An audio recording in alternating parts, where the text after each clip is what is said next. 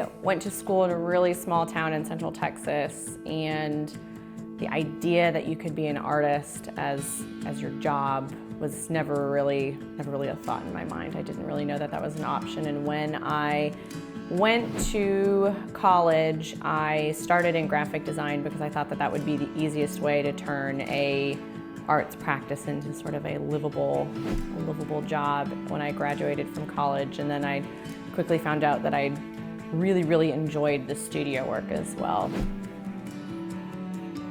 I've always been really interested in the body as content for my work. I danced when I was little, so sort of always been really interested in the body as a sort of like a source for creativity.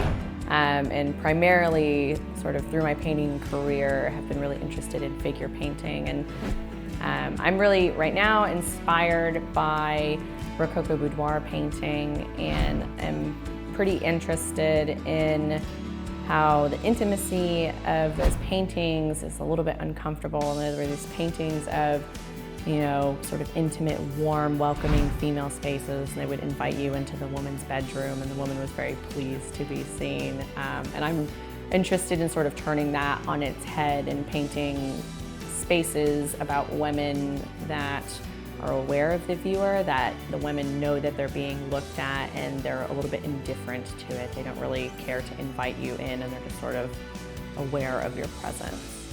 And lately, my work has been sort of about really melodramatic bodies that are sort of experiencing melodrama or experiencing like really heavy, intense feeling. Right now, I've been working with lots of sort of monoprint processes where I will draw a shape with paint on a plastic plate and squash it on to the canvas, and then sort of like tear it apart with water and build more information back on top of it, and go in and work with dry brush and wet paint and sort of build up the surfaces so they are sort of scratchy and wet and dry and messy all at the same time.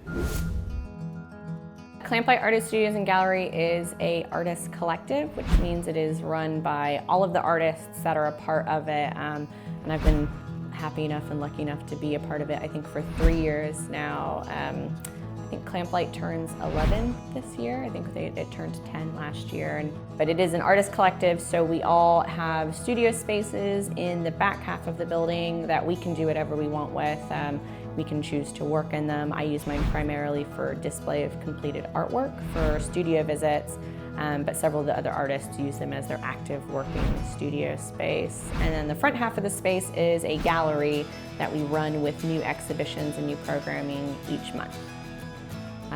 I'm definitely painting from the perspective of a woman in the world. You know, I think your experience is really important as it relates to the kind of work you make. And you know, I know what it's like to live in the world as a woman. I think that your sort of perspective in life is really important as to how it relates to how your work is made. Like, I know what my experiences are like as a woman in the world, and I try to translate that information into my work. So I think it's important to incorporate that experience or those life experiences that you have into your work.